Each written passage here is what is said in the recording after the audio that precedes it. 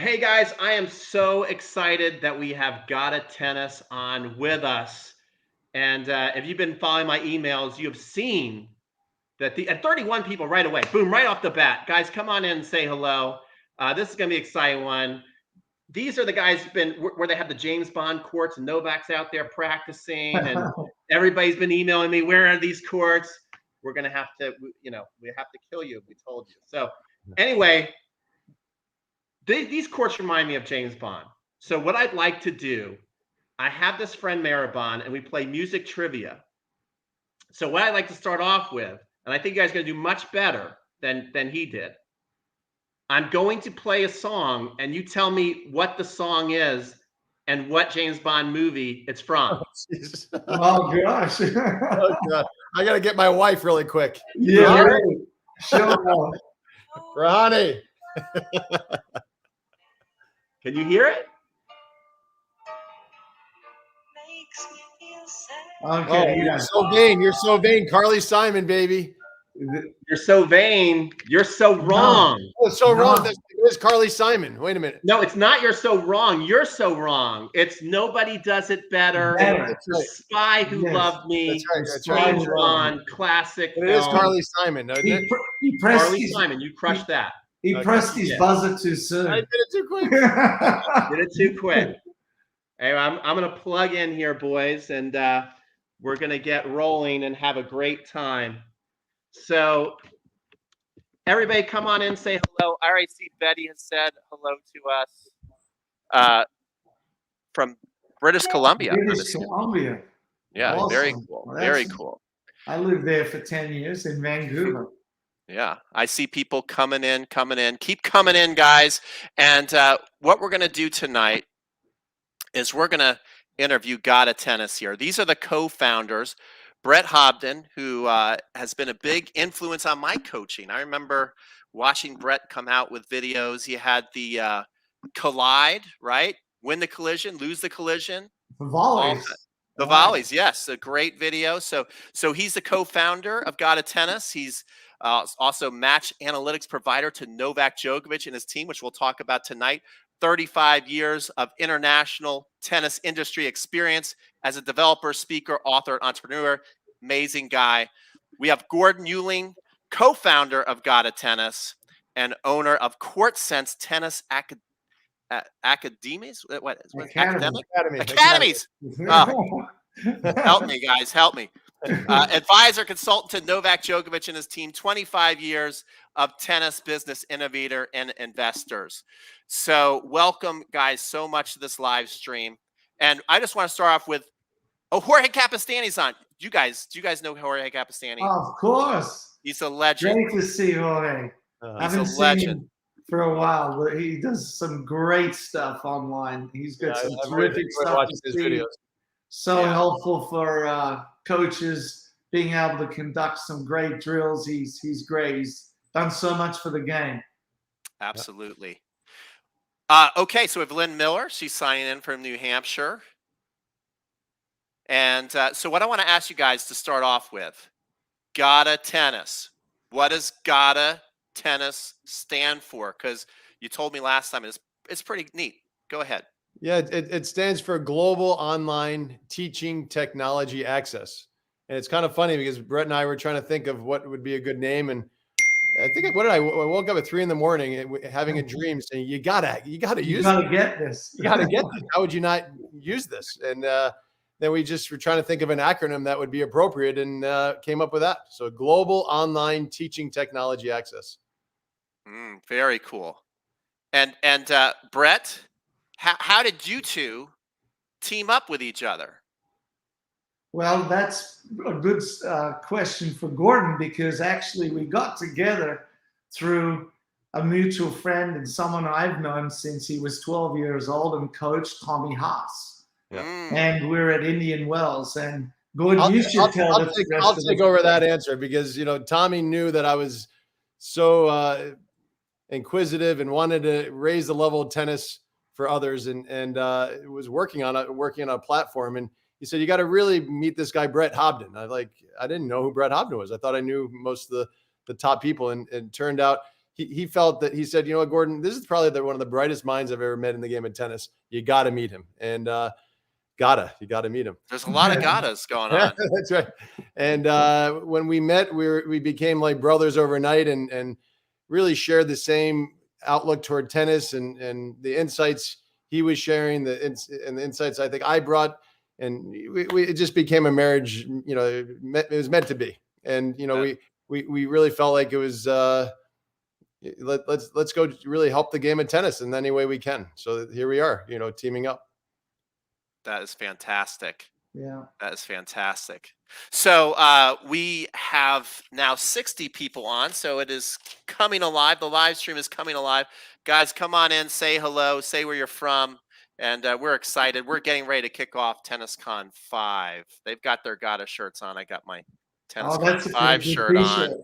Yes, and so I also want to know, because on the bios it says you both work with Novak Djokovic, match analytics provider to Novak and his team. First of all, what does a match analytics provider do, and how do they team up with Novak Djokovic? Who would like to take that question?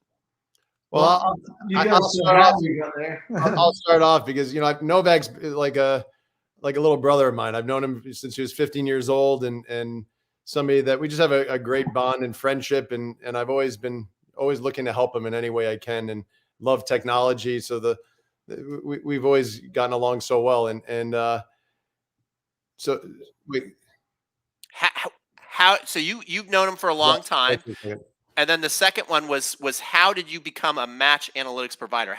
How do you guys do that? So what Brett ended up doing is he shared this analytics that he was doing. And I said, you know what if we start with the number one player in the world? And, you know, I think it would be really helpful. And it blew me away with the analytics, what he was coming up with. And so he said, hey, fair enough, let's try it. So what I did is I set up a meeting with Marian Vita, and I said, it was first with Novak, and said, Nole, I don't want to go directly to you because I think it's important to go to the team. And, you know, let's spend a little time with Marian and share some of these insights. And it was end of 2019, November 2019, we started working with him, and within a couple of weeks, he's like, Gordon, this is crazy. I mean, this is exciting stuff, and I think it's going to make a big difference. And then he went and won the Australian Open again, which wasn't a surprise in many ways. But I think they found that the language really helped them, and then the ability to see things really helped them within the analytics. It's kind of a three-dimensional way of looking at the game. And so it became just a fun process. Brett, I don't know if you want to take it from there. I mean, I think so. What we do, right, is it's like taking an MRI of your game, you know, and the analytics that have been available is like an X-ray of your game. So this goes much deeper into tactical situations, shot selections. I mean, we go into much more depth than what's currently provided. And so it's important that when we introduce this to them, what it could do to reveal things in Novak's game that he could elevate, but then very quickly what they realized that we could see in his game, it was unbelievable to chart against his opponents and reveal where their strengths and weaknesses were at levels they couldn't really quite see. So that became a very powerful tool for him to have the best 1.5 year match record run of his career. And, you know, he's getting better. He's getting better every month, every quarter of the year he improves. He's becoming a better tennis player through this process, you know, and getting great insights on how to beat his opponents. Yeah, it's pretty neat.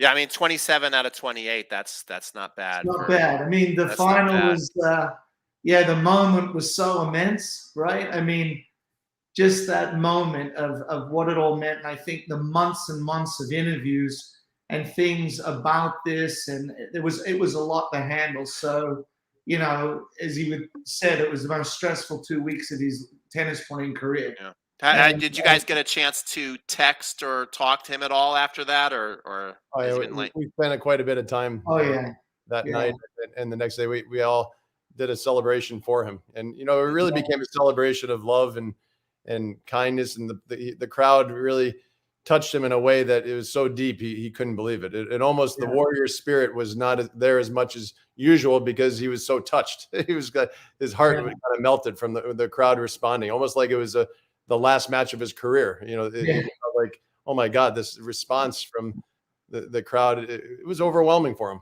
So, you know, we got to remember he's a human being, you know, absolutely. And he's very heartfelt and cares deeply about making a difference in people's lives. And I think many times he's misunderstood by so many. And I think you know, the more they get to know him, I think they're going to have a documentary, which is going to be exciting in about, you know, 6 months to 8 months on him. And that's going to be super cool. Where people are going to get the insights. Yeah. I've always really liked Novak. I mean, I love Roger. I love Rafa. But I mean, Novak, I've always seen him be so good to behind the scenes to the kids and the fans. I remember one time I watched him hit with Grigor Dimitrov. Dimitrov left the court. He stayed longer. This is Indian Wells. He stayed longer to practice serves and returns. And then there was this kid with a Novak sign. Novak smiled at him, kept practicing. Then he came. And he was looking for the kid the whole time. He goes, "Where's the kid? Where's the kid?" And then one lady said, "Oh, can I have your hat?" He goes, No, you can't give me my hat. You have to give to the kid." Then she goes, "Can I have your towel?" He goes, "Towel, sure." He hands her the towel right off his shoulder. Then he goes, gets the kid. The kid has a hat on. He takes the kid's hat off, puts his hat right on the kid's head, and signs it. I mean, that was pretty awesome. Yeah, so, that's Novak for you. He does so many things like that you know, I know don't go unnoticed for the people around that see them, but the amount of additional time he spends, you know, just chatting with, you know, upcoming players, you know, that he hit with warming up for the US Open. One of the young Americans, Zach Vida, and, you know, he spent like half an hour, 40 minutes after they practice, kind of, you know, giving him some great advice and, you know, just amazing insight to playing on the tour, and, you know, that it's a marathon, it's not a sprint kind of thing, and just great stuff. I mean, he doesn't have to do that, but it's just a joy to see how he just pours his love and wisdom into kids and upcoming players that a lot of people don't see, and it's really awesome. Yeah, Shapovalov said the same thing. Medvedev said the same thing. Yeah. Okay, so we're going to start getting into the actual system, though, of Gata tennis right now. So there are these, and there we got a great picture that we're going to share in TennisCon 5. This great picture of Novak serving on the court. I don't know if you guys seen the video. And there's all these colors on the court. There's the numbers 1 through 5 there on the court. First of all, do you want me to share that now as you talk? Because what is this all about? Is it a good time to share that photo, or do you want to one component of the court, and some people may even recognize it from many years ago, decades ago. I wrote a couple of books on System 5, and some of these concepts have stood the test of time, and one of them is the zones of the court. So as we've continued research over 2 decades for the game, even though the game has changed, that these designated areas of the court have not, and what they mean. And so, you know, there is many more layers to this, you know, to the entire system that we teach, and so many more than what people have seen that we'll be unveiling over the months to come. But this is a staple that I think that has stood the test of time, 30 years actually, and the research and we've added obviously very specific colors to this zone. And as you can see, what we've named is a tactical intent. So as important as these zones are to the best players in the world and what they're trying to do tactically, and how the technical adaptations occur as they change the zones and they receive different levels of incoming balls. But for the average player, you know, and even to the pro, you know, you're in zone 5, that deep back red area, it's high alert, meaning that, you know, if you don't hit the right shot when you're back there, you're in big trouble. And we see today, you know, players like Medvedev and Nadal, who are very, you know, Kasparov, who are very effective at returning serve from very far back in zone 5. And it's possible, but you still got to be on high alert, because if you don't hit the right ball when you're back there, you're in big trouble on the next ball. You know, can I stop you for a second? So yeah, we see this here. We got and red, you guys, is the high alert, and yeah, that's one thing that's definitely been a game changer. Noticeably, is now seems like most of the pros are deciding. And I think I first saw Rafa do this at the U.S. Open. He always did it on clay, but then he's like, screw it. I'm doing it at U.S. Open. I'm going to do it at Wimbledon. I'm staying way back there. And now so many pros are staying way back there. So why are they doing that? And then to the average person, we always go, well, why don't they just ace them out wide? Is it how are they defending that? How is that not happening?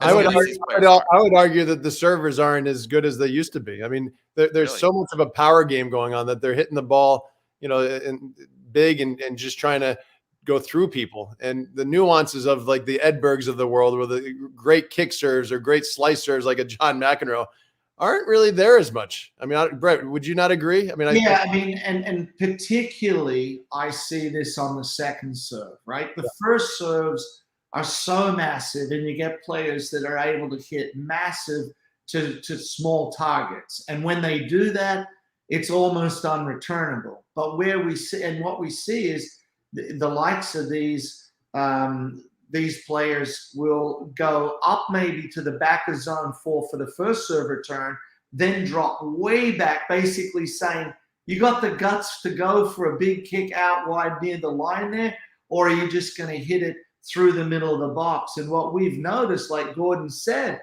when we chart all the servers today, especially their second serves, they're far more predictable. They're far more near the middle of the box. And so the returner goes, I'm just going to stand back here and take a massive cut at this second serve and rip it, because I like taking a big backswing.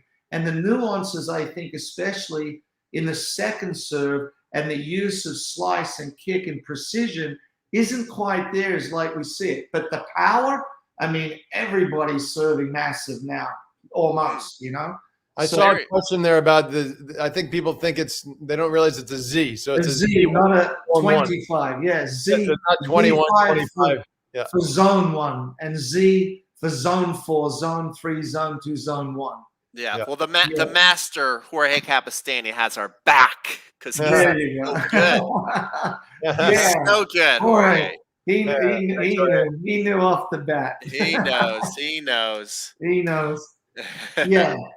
So no, that's a great question, and I believe that the next level of serving is going to include more precision. You know, it was like there was a time with groundies where they were just hitting massive through the back of the court.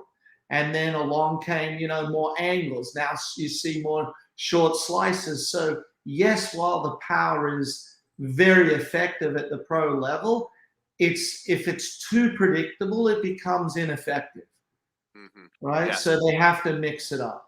Yeah. Now here's a question that Christopher is asking, and let's even just treat this for the pros. I mean, do you think the pros would be better off sacrificing some power for more spin or placement? I mean, I guess obvious to me would be like, why aren't they hitting a shorter slice in the box and maybe following it in for a volley down, covering the line? I think to change it up, yes. I mean, while a guy can hit a $135 serve, say down the tee, and gets the player backed up, and they may have, you know, 3 out of 5 that are unreturnable, it isn't going to hurt to change it up to, say, slice one out wide on the deuce court at 82 miles an hour, very short and wide, because how far back they are, I think those serves would be more effective. And, you know, that's kind of some of the advice we're including into the players we're working with, is to say, what's the counter to this big standing back? So as the players evolve and bring new levels of power into the game, you're always saying, what's the counter to that? What's the counter to somebody having a big kick serve to your backhand and forehand? And the counter to that is stepping in and hitting what we call the shot type as a dip drive. Shoulder, chest high, head high ball, taking it early on the rise and driving it hard down in the cool. So as every pro player discovers a new way to do damage, there's a counter. I do damage, what's the counter? What we're trying to do is stay ahead of the curve. We see damage, what's our counter? I thought Medvedev did a nice job in the finals against Novak with the different paces and change-ups of serve. Yeah. That variety, if you look at any great baseball pitcher, they have at least 2 pitches in their 3, 4, like a Greg Maddux, one of the best ever, right? With all the variety. So, I think that's an important thing to be considering more and more. And as we talk about mixing up the serve, and then I want you guys to break down this court right here, because I don't know if everybody can read that. But to me, I thought Novak won Wimbledon, especially against Berrettini, with very, very intelligent serve and volley plays where I don't know if he would have won that match as easy if he didn't pick his spots with some nice serve and volley plays. And was that part of the analytics and the plan? Can you guys? Well, one thing we can't do is can't get into it too much about. but just in general. Obviously, when you see new things, that's not an accident. Let's say that, right? Because touch your nose if I'm right. but think about what's the counter to when you hammer a big serve in and a guy blocks it. Why would you always let him block it deep and float it deep and start the point over? Right. When you say serve and volley, then the guy's, I can't do this. The guy's going to knock him off. Now you make me hit the ball. So you take me out of what's comfortable. So I think, even at the club level, you have to say, what can I take away from this player that'll make him uncomfortable? Yeah. What questions do they not like, and then you give them that question more and more. So let's break down the court, because I don't know if everybody can read that. You got red. Let's work our way red up to the greens. Right. So the amber color there is zone 4. That's home base. That's like your home base, right? So that's where you've got to be prepared. You're building points from there. You may have to back up into the deep red court to handle a high, heavy loop ball. You may get an opportunity from there just to move up a little bit to put pressure on. But what we've seen in the recent years is the players that just hung out in zone 5, using Raf as an example, he'll say return from deep in 5. By the second ball, he's in the back of 4. And by the third ball, he's ready to take balls in 3. Whereas early in his career, he'd be just happy to dig a trench in 5 and run left and right and make balls. Not anymore. He's trying to look to shorten points as an example. So for all players, you say, I need a home base. I need to be prepared to respond from that home base to all the situations. And from really being prepared, you could go to 5, high alert. You could go to pressure on or go in, right? So that's why you've got to be prepared. And a lot of players there, I think, aren't prepared. They're prepared for the ball to come back to them in 4. But if you're trying to maneuver your opponent around or hit to their weakness, you've got to be prepared for what that shot could be. So that's the most misunderstood zone is zone 3 for sure. Wouldn't you say, Brett? Absolutely. There's so many people that just don't take advantage of balls and move up and actually put pressure on. So you move up to zone 3 and you end up hitting more of a rally type ball when you have something to challenge your opponent. That's just the wrong shot selection. You have an opportunity that you just missed. And maybe people just don't feel comfortable doing that challenge or attacking type of ball. Well, then that's a shot that they should probably work on. It's kind of like being in the golf course. And if you're in the sand, you just don't like hitting in the sand. Well, go practice the sand, right? So there's all these different areas of the court that you want to practice and feel comfortable with and make the right decision for the question that's being asked. So if you work hard, work really hard. Go ahead, Brett. Sorry. Yeah, no. I find for the touring players that do play really well in zone 3, the pressure on zone, have a huge advantage over everybody else. Back in the day, the greatest zone 3 player was Andre Agassi. If he was, working you in zone 4 and you hit a ball just a bit short, when he got into zone 3 and put pressure, his chance of winning the point went to 80%, like in one ball. So, but this is the least practiced ball, the least practiced zone for club players and say juniors coming up. And a lot of even the pros don't respond to this. They'll just hit like a low slice from zone 4 and say, oh my gosh, you worked so hard to make the opponent give you a weaker, slower, shorter ball, and you did nothing. You let it come to you. Now, the one ahead of it, zone 2, well, if you don't move in there, the ball will probably bounce twice. You know, that's why zone 3 is that zone that you not only can go into 3, hit a pressure shot and recover just to the front of 4 to wait for the next ball. But if you hit to an opening and you've got your weight moving forward, you can follow it in. So we're seeing now a lot more of the pro players coming in from zone 3, more so than we did in years before. They wanted to get a real short ball in 2. So zone 3 can be an incredible zone of tennis if you practice it. And you can hit angles from there, drop shots from there. Yeah. One thing I wanted to mention is, you know, people that are watching, like, okay, this is interesting, zones of a court. But it really is the combination of the zones, and then we'll get into the modes a little bit more and the shot types where it becomes magic when you put all these things together. But just want to mention that. So, you know, if people are thinking, oh, how long do I want to stay on this right now? That's where it becomes really magical when you combine these within each other. This is one layer, one of the important layers to understand. Yeah. Right. Well, let me ask you this. So you mentioned that a lot of players, recreational players, don't practice zone 3, and he said even pros. What would be just a couple of ideas, a couple of great drills, a couple of your favorite drills that you work with people to practice getting better in zone 3? What should people do? I feel like I want to be on the court and show it to right now, and I'm not. Well, just kind of talk us through it. For me, I start first with ball recognition, right? Because if you don't recognize the incoming ball and the player's not cued to say call up, like, or to move up, or 3 in the case of when they understand the zones. So I want to first know that the player recognizes, if I'm coaching them, I fed a shorter ball. Because if you just only work on movement up and back, that's only half of the story.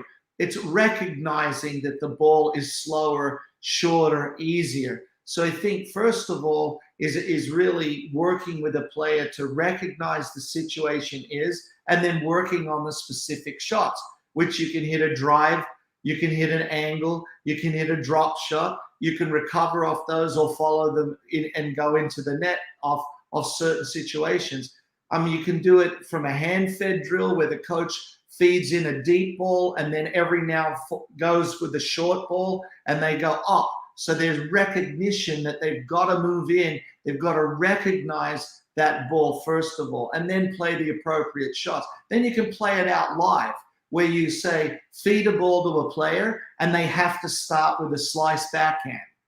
Now that's a lot of balls that can fall short. So you have to move up. So there's a lot, and I know. One thing I would add to that, Brett, is you know, we'll talk about it later, your segmented swing. So you want to maybe shorten your backswing for balls that are inside the baseline. A lot of people, they end up doing this big, you know, backswing, and then they do like the dinosaur finish.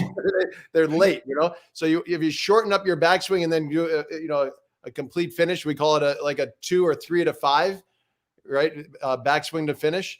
And then the other thing is really realizing what your energy should be doing. Like, you know, a lot of people are maybe using more vertical energy on all balls, and then they're inside and they're not really pressing and having their body get into the shot and moving forward as they're hitting. They just kind of stop and they hit, and they're actually going up. You want to go more forward. So that combination, when you're meeting a ball and you're going at it, you want to shorten the backswing because you're moving up to it. So it's taking time away from you and you're leaning into it. You want to let your energy continue through instead of fighting it and stopping the energy.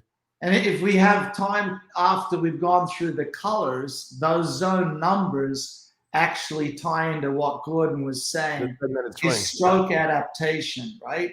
And when we view the pros play and at the speed they play, until you slow it down and watch it in slow motion, what's lost is and what people don't appreciate is how much they adapt the swing lengths to the varying situations they're in.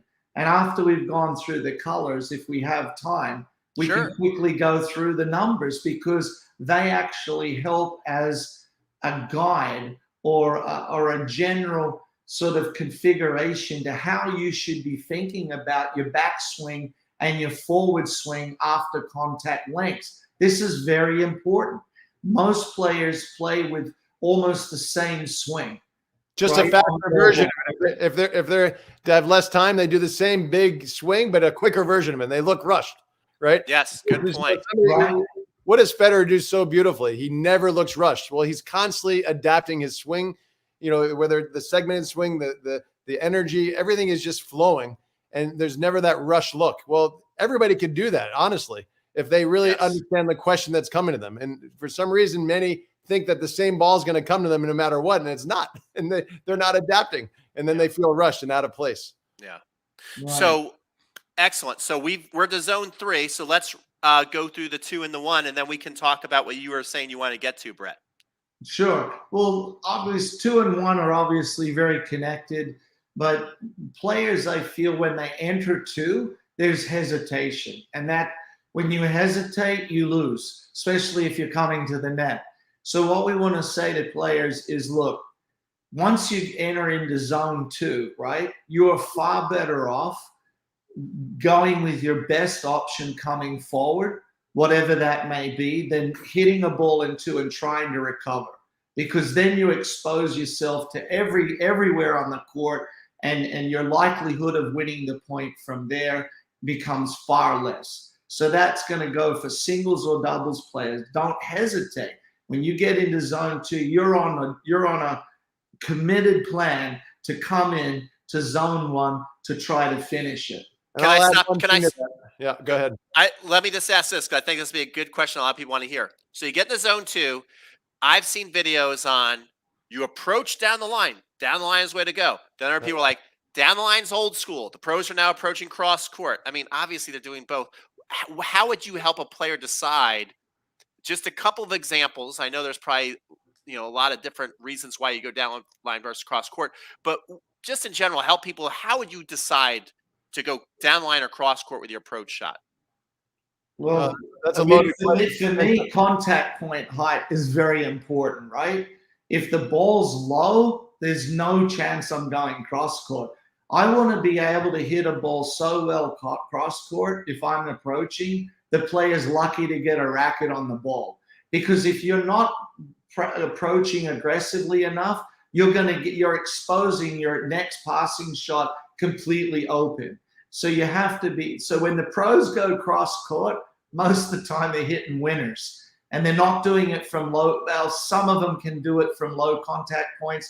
That's a advanced shot type we call an up and down. It's not easy to do. It's a very advanced shot. You have to have very fast racket speed and a lot of spin, top spin on the ball to perform that shot.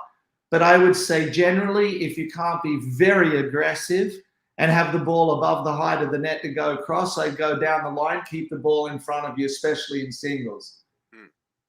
Gordon, you want to add on to that? I might follow up that it depends on if it's an open or closed court, right? So if you have some, you hit the one side, you go to the open court, that could be a good play, right? So it depends on, but again, if you have a higher ball, I think you have more options to what you want to do. If it's a little lower, so that's a dimension that is an important one to think about, and that's an example of, it's a 3-dimensional sport. It's not just every forehand you go down the line. It really depends on, what the question is that you have. You have an up and down. Well, that's different than having a dip drive where it's up above and to really rail it. Yeah. Right. And the other thing I'd throw in there, another filter might be score. For example, you're up 40 love and you may be up a break and you get a short forehand that you could just go down the line. It's been successful, and you go with a cross court and you go, at least it's going to keep them honest, not just sitting, camping out, getting now better on my down the line. And maybe in the second set now they're passing me with it. So it's going to keep them honest. So I like to use score is to keep you honest so that you don't build a campsite in the corner and wait for my down the line. I'm going to use score in my favor, go cross court. And even if I lose the point at 40 love, it's all good. It was worth keeping you honest to give you that point. So that could be another thing to take. I would like to mention one other thing that I've seen a lot with recreational players is in the zone 2, they'll stop their momentum and hit the ball and then start going again. And that's like death. That's not truly committed. It's almost like they're treating it like they're doing a ground stroke in zone 4 or zone 5, where they have time to set their feet, hit it, and then move to the next shot. This is a shot that you got to be kind of moving forward, kind of like water. It's just very dynamic. Yeah. And the number one, and I think players that are out there right now might say, gosh, zone 2 is the zone I struggle with the most. When I get that short ball, and I will say there are a number of reasons why players struggle with this shot. Spacing. The number one, well, there's two things I put almost as a tie for number one. That'll come back to the zone numbers. They have way too much backswing. So it's like if you wanted to hit a golf ball 20 feet, and you took the club as far back as you could and tried to slow down and hit it. You're going to make a complete mess of it, right? The other thing is, and a lot of players don't think about, is the space. They run to the ball, not to the side of the ball. Yeah. So the key is when you see a ball, your plan of running to the ball is like a good 3.5 to 4 feet off to the left or the right of it. If you're a right-handed player, run to the left to get your forehand, and so on. Players run too much to the ball, and by impact, the ball is far too close to their body, and that will kill them because then the racket path can't go through horizontally. It becomes more vertically, and they're like, oh, I hate coming to the net but watch what players would do if they have a good zone 2 ball. They love coming in. So those are two. It can also be the spacing at a high ball. You want to give more space than at a lower ball. Right. Below the knees, you want to have the ball closer to you. So that's another dimension. But these are all very key factors, no doubt. Jorge Capistan, we were at 95 people a second ago. I need you to go out and make a TikTok dance video and share it with all your followers, and let's get over 100. Okay. All right. Now, you were saying you wanted to kind of get into modes. Isn't that what you said you wanted to do next? Well, there, maybe before the modes, the numbers on the zones. Okay, so before we leave the zone court, right? Okay. Do you want me to put the zone court back up, or yeah? I mean, just real quick. We'll go through this really fast, right? Absolutely. Sure. Okay, so if 0 is the point of contact, like the tennis ball, and that's the 0 point, and the farthest part of your backswing, let's take a forehand, all the way back, that becomes a 5. So then do equal increments, 5, 4, 3, 2, 1, up to the ball. Then from the contact, do the same in increments after 1, 2, 3, 4, 5 on the follow through. So if I use the number system, show me a 5-5 swing or 5 to 5 swing, you're going to give me the maximum backswing and maximum follow through for your stroke. That's a 5-5. So if we go back to the graphic there, Pete? Yes. If you could go back so then people can see real simple as a guide. Watch this. If you're receiving an easy enough ball, or we call a neutral to easy ball, you use the zone number to determine the amount of backswing. So you're in zone 5, take a 5. You're in zone 4, take a 4, 3, 2. And if you had to run up to a short ball, you could just go 1-5. What happens is, you think about, and if you video all the club players in the world, most of them will look like they do a 5 to 2 in zone 2. They don't do a 2 to 5. So you got to shorten up as you get close, because what we want to create is acceleration through the ball, not deceleration, right?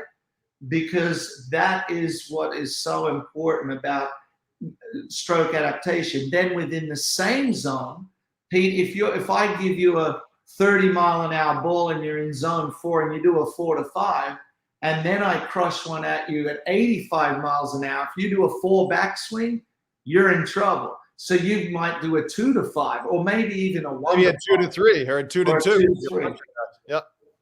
Yep. So that's how the numbers give a technical cue to adaptation, which I think a lot of players, when they work on their fundamentals, which are important. Brett, we got 100. I think Jorge actually went. I think he actually did. The Let's dance. go. Jorge, did you do the dance? I think he did the dance. Triple digits. I'm giving him credit for that. Sorry, Brett. Nice. I just go to 150. I'll do a little break dancing for everybody. That's awesome. So yeah, so that's how those numbers also correlate to what we call stroke adaptation, right? Within your style, the grips you use, the swing patterns you use, everyone still needs to understand how to adapt swing lengths. You know what's really cool too is that we created these beautifully well done videos that are going to be incredible because it's going to capture all these things from many angles with pros, with recreational players, and it's, I mean, we put a lot of time into it, a lot of effort, and had a great team of videographers and script writers. It's a lot of energy went into it, and I think it's going to pay off for so many people getting these kind of insights in a very systematic way. Yeah, that is something I want to ask you about. You have all these cameras. Now, it's not about the cameras, it's about the information, but the cameras obviously add a lot to it. So explain how we know how this would help Novak. He can see himself all kinds of different angles. You can say, hey, look, here's the analytics. Here's the matchup against this guy. We can kind of guess how that's going to go. But how is this actually going to help Gada Tennis? How is it going to help the recreational player at home right now in Scotland, in New Jersey, in California, in Florida? How's it going to help recreational players all over the world kick butt on Sunday afternoon? Well, for them to kick butt, they've got to learn to play at a better level, right? So that's our company's goal, is to raise the level of their play. And we're going to do it for multiple different ways, right? So bringing the cameras in, this is very helpful technically and tactically. So when we view the court, the whole court, we see the tactical situation. When we zoom in on the player with all these camera angles, what all these players are going to see is technique from multiple angles, on the front, from the right side, from behind, from the left side. So it gives you much richer information and insight into what you're looking at. You know, it's like if you're going to buy a car and I just showed you one side and said, but you're not allowed to look at the front or the back or the other, you know, you just got to look at that one. So you're going to go, well, no, I want to move around and look at it. You know, so it's kind of that way of like really filling in all the gaps and looking at the things, because those angles are very helpful for the player to study technique, but also for us in our research to be able to convey the real insights that we want to be able to give to the club players and show them visually in ways that we haven't seen tennis footage presented before, really. That's one thing I would mention also is, if let's say somebody's struggling with their forehand, they say, my forehand. Well, my question is, which forehand are we talking about? Which question for that? What particular forehand? It'd be kind of like, in golf, what particular club are you struggling with? Is it an uphill lie, downhill lie? Is it in the rough? There's a many different situations for a forehand or a backhand. So we'll have the ability through a technology that we've developed that you can find that specific forehand and then see it mastery of that shot being, executed. And then you can compare yourself and say, wait a minute, oh my goodness, I'm doing this. I could have done this. It might be my swing pattern, how far back, my energy, whatever it might be. So the ability to see these things specifically for what your needs are, and it could get overwhelming to hear this, but there's 3,800 different shots that in our outlook of tennis. Now, for the recreational player, Brett, how many do you think would be for the recreational player to really focus on? I mean, there's probably, even for the recreational player, there's probably at least 100 to 150 shots. And they might think, I'm lucky if I hit 5 shots right. And this is the question I have. How many times is players out there, they play a certain type of player and they just hate playing them? Well, they don't have an answer to the question that they're asking.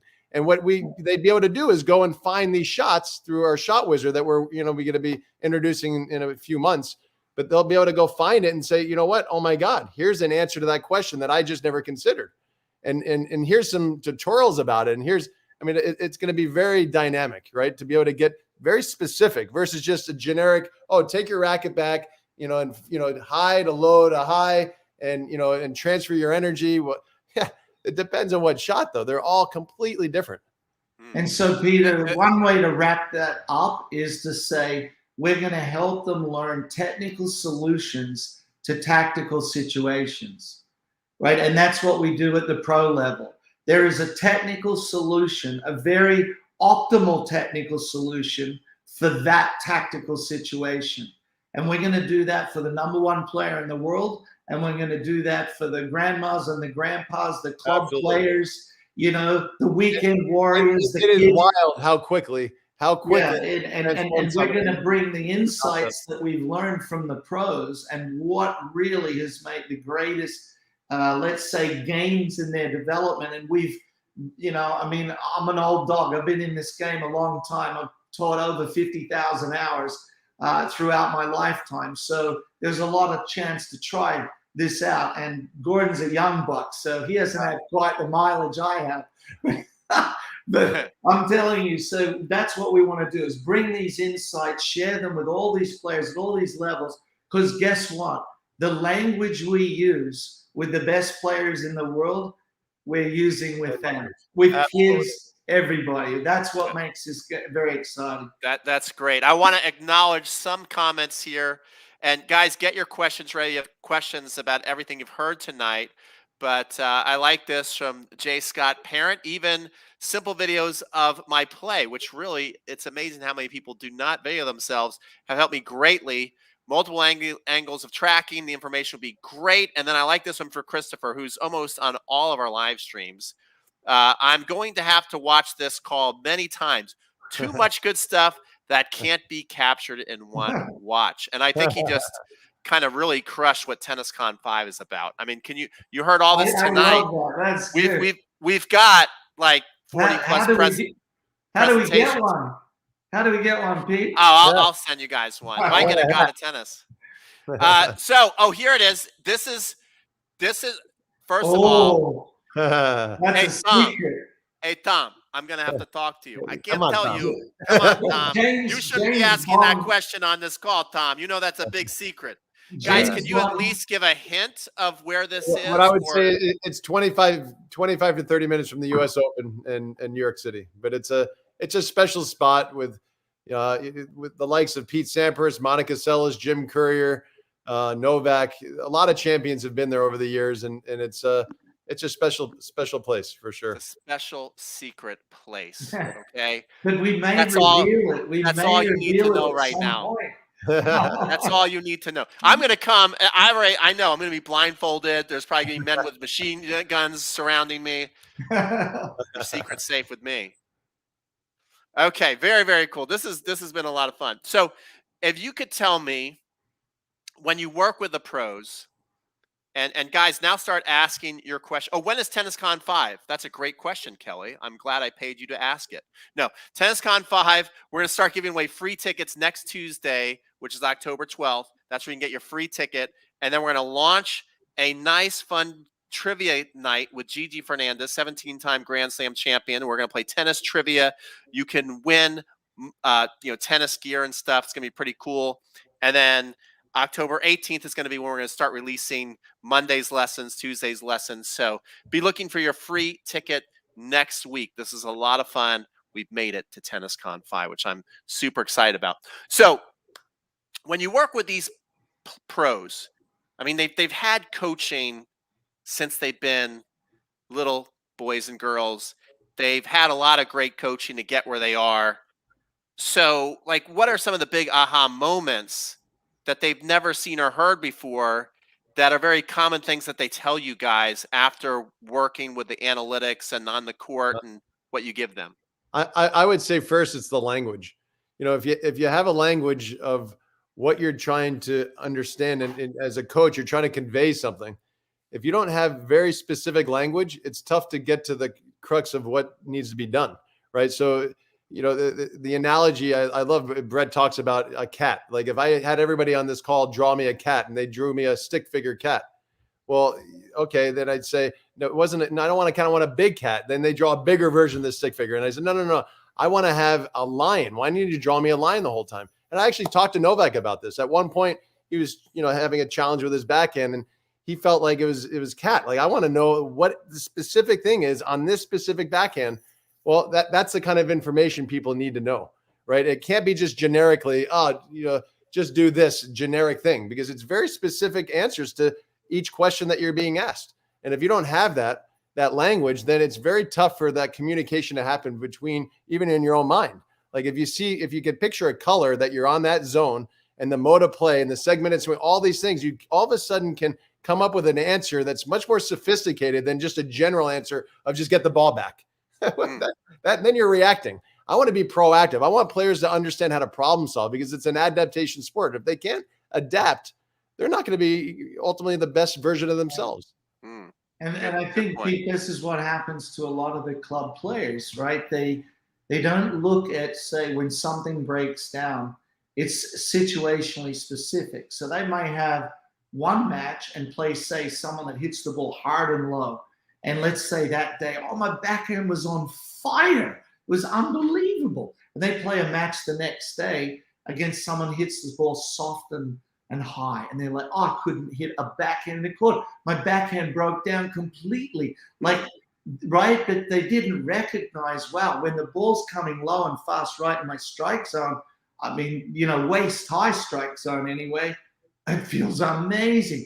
But once it's slow and soft, I'm completely lost. But they focus on it was good this day, bad this day. But that's not it at all. It's like, no, it's always going to be relatively good to great, with that low fastball. But you've got to work on that situation of the high softball. And once you learn that, you're going to go, okay, now bring me that softball player and watch me now adapt to that situation. So I think, that's like an aha moment, like, oh my gosh, it's not really broken. It just doesn't work well in that situation, right? And I would also mention that most coaches that we find, and I think we're all been guilty of that, we spend a lot of time on how to send a ball.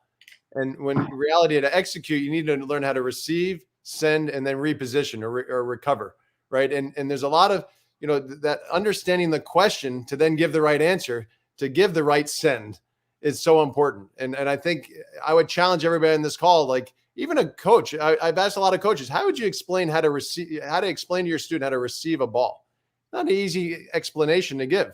And, I think the models that we're creating, it's a really great answer. And that's just the modes of play, but that we can get into that a little bit later. Okay. Now I have a question for you here. This is interesting. Do you agree with this? It says most club players don't have enough tools in the toolbox. They not have enough tools in the toolbox, or do they actually have more tools than they realize they have, and they just don't know how to use the tools they already have? That's a good question. Chicken or the egg type question. What do you guys think? It could be both. Yeah. Because really, I think what they're saying is, right, as the question changes, as the club level, and think about this, right? Even Rafa said this in an interview. I've never received in my life two balls the same. Think about that. Identically the same. Something's going to be a little different speed, little different spin, little different bounce, little different trajectory, little different distance from my body, right? So it's always different. So even at the club level, that ball's constantly changing. So it may be they haven't learned enough tools to have answers to questions, right? And Gordon mentioned this before, just to make it really clear, the question is the ball you receive. The answer is the ball you send back, your shot. So it could be, I haven't learned enough tools to cope with the situations, or I'm misusing the tools I have. You got it. I didn't understand the question. Right, a great hard driving forehand, and I got pushed wide in zone 5, and I try and hit that shot. It's like, no, totally wrong time. No, so lack of tools or misuse of tools, definitely. Yes, I agree. I mean, a lot of times a club player will hit a great shot to the wrong spot, and then they're wondering why they lose the point. Okay, so did you have any other thing that you wanted to get into tonight? Was there something else you wanted to get into tonight, or did we kind of cover what they need to know right now? What do you guys think? Right. Did you want to go over modes, or is that something maybe in the future? It's up to you. Yeah, I mean, if we've got a few minutes, I mean, we can, Sure. because it helps understand the question. Yeah. Now, did you want to talk about it? Do you want to bring up an image or a video? We will have it in actually in a week after TennisCon. Will on about 3 weeks from now. We will have a module that'll be unbelievable that will go into depth of this, what I'm about to say now, so that you will understand the question of tennis, the incoming ball like never before, right? And it'll be a deeper dive into that, and something we're well worthwhile learning about, because I think, as Gordon mentioned earlier, most players, and particularly a lot of, not all lessons, but a lot of lessons focus on how to execute in sending a shot. But that's the answer. But I say, how good can your answer be if you don't understand the question? And so this is why a lot of players play great in drills or in lessons and go to play live points or in a match and everything falls apart. All right? Or I'll say, let's compare a hitter to a player. You'll see players warm up together and you go, wow, this looks like it's going to be a pretty close match. And you find out it was 1-0. And you go, what in the world happened? They looked like they were pretty even. Well, I can guarantee you the player that wins easy or becomes a player understands the question. So getting back to the modes, there are 5. Think of a traffic light, red, yellow, green, right? The yellow ball is your neutral ball. So I don't have an illustration or a diagram, but you can visualize. Use your visualization skill. Yellow ball's a rally ball, a ball that's not too easy, not too difficult. I can rally it back and forward, and I feel very comfortable. I can make quite a number of them without being too stressed out. Now, there's 2 reds, right? Defending and counterattacking. Defending is when you barely get a racket on the ball and you just buy time and stay alive and get the ball high and deep and stay in the point. Counterattacking is what we see the pros do. We'll have to educate all the commentators out there that this is counterattacking. When someone hits an aggressive shot, you counterattack, meaning that you fight fire with fire. It's a far more advanced skill, but it's something that club players can learn to do. So instead of defending, you can counterattack. Now, the green ball, so you've got your 2 reds, 1 yellow, 2 greens. The greens are challenge and attack.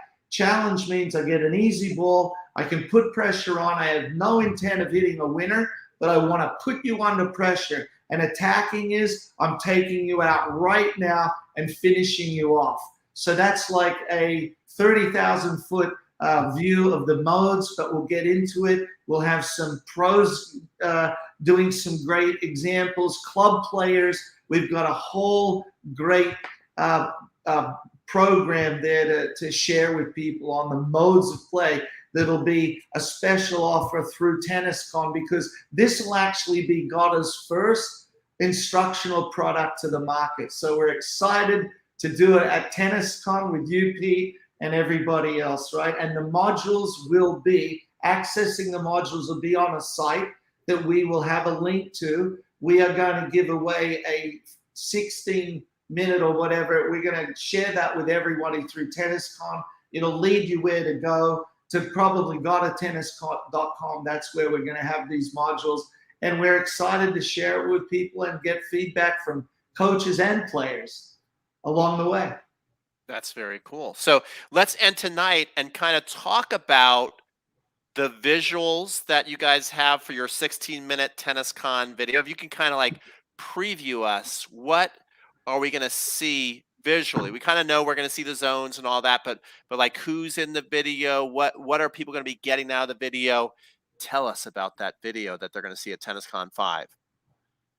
Well, we're gonna have, Novak's introducing it, which is super great. He believes in what this is all about, and he's excited about what it could do for kids, adults. He wants tennis to prosper, obviously, and we're also going to be, the field house that's there. We're doing a lot of the filming there, and that becomes like our virtual academy, a virtual place where you get to experience these concepts that are just really revolutionary and groundbreaking. You know, like I said, I've been around tennis for many years and have been lucky enough to work with the likes of Jose Higueras and train with, you know, all different types of great coaches and players. And this is something that's just different. You know, it's something that's truly groundbreaking. And I think it's going to be exciting. Anybody that really sits down to listen and takes it in will definitely improve quite quickly. And Pete, what we'll have is we'll have illustrations shown by a number of touring players that come and train and get ready for the US Open there. And the beauty is we're going to have video footage of club players, of kids. I mean, and that's the beauty of this. And that's the whole theme of this series that we're developing, is to think and play like a pro. And that's why we're not just using all pros to illustrate these various different topics. We're using professional players all the way to senior tennis players and kids. So that's what we're excited about, that it's a gift kind of for all levels of players. Good question here from Barry. Can doubles players benefit from your systems? Doubles is all about adaptation. So if you apply these basic concepts, you're going to play much better doubles. There's no question. In fact, the adaptation, you could argue, happens more regularly and more often in doubles than it does singles. Yep. There's actually a little bit more predictability. You know, you hit your serve and they return, two people are back. There's some rallies going on. I mean, doubles, someone can poach, someone can volley right at you. I mean, there's so many things that can happen in doubles. And as Gordon just mentioned, adaptation happens all the time and very regularly. So I would say absolutely, this will definitely help doubles players. Cool. Yep. And you guys over time are going to be shooting some double stuff too, or? Oh, yeah. We'll have to call Bob and Mike. Yeah. Oh, okay. Well, that'd be great. And they've trained there quite a bit as well. Oh, wow. That is fantastic. Yeah. Well, guys, thanks so much for tonight. That was a lot of fun.